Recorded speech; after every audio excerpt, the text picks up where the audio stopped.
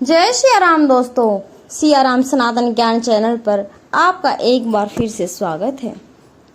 आइए जानते हैं केदारनाथ मंदिर का रहस्य के बारे में। तो दोस्तों, वीडियो शुरू करने से पहले अगर आपने चैनल को सब्सक्राइब नहीं किया तो चैनल को सब्सक्राइब जरूर कर लीजिएगा।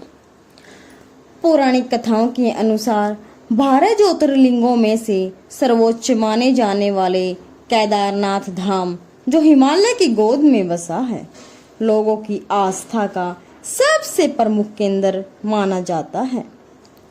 इस धाम का निर्माण 8वीं शताब्दी में आदि शंकराचार्य ने किया था।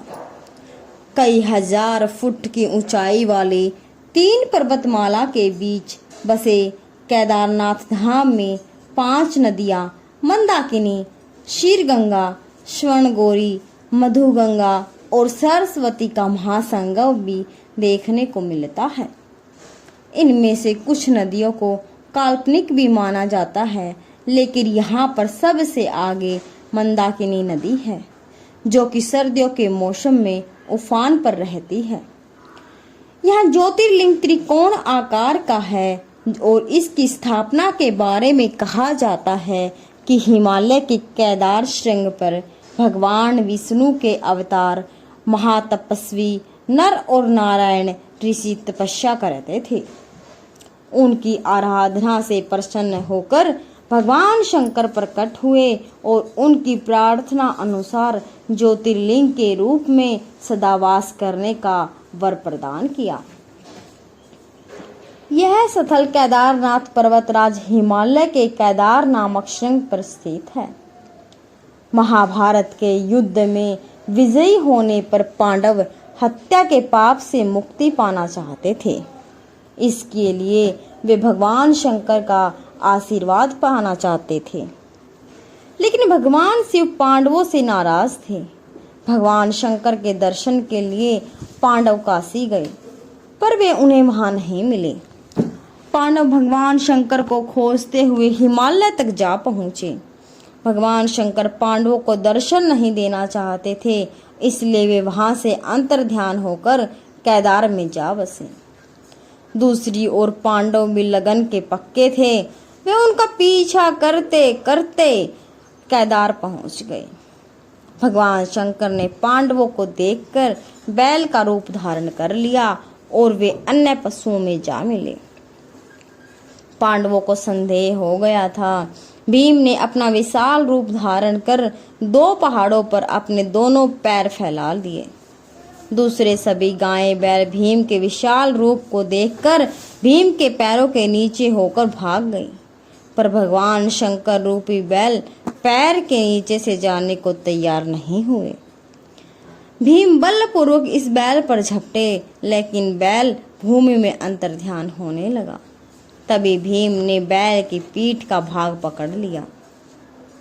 भगवान शंकर पांडवों की भक्ति, दृढ़ संकल्प और देखकर बहुत प्रसन्न हुए। उन्हें तत्काल दर्शन देकर पांडवों को इस पाप से मुक्त किया। उसी समय से भगवान शंकर बैल के पीठ की आकृति पिंड के रूप में श्री केदारनाथ में पूजे जाते हैं। जब भगवान शंकर बैल के रूप में अंतर्ध्यान हुए तो उनके धड़ से ऊपर का भाग काठमांडू में प्रकट हुआ। अब वहां पशुपतिनाथ का प्रसिद्ध मंदिर है। शिव की भुजाएं तुंगनाथ में, मुख रुद्रनाथ में और नाभि मदेश्वर में तथा जटा कल्पेश्वर में प्रकट हुई। इसलिए इन चारों स्थानों सहित श्री केदारनाथ को पंच केदार कहा जाता है। यहाँ शिव जी के भव्य मंदिर बने हुए हैं। केदारनाथ मंदिर एक 6 फीट ऊंचे चौकार चबूतरे पर बना हुआ है। मंदिर में मुख्य भाग मंडप और गर्भगृह के चारों ओर प्रदक्षिणा पथ है।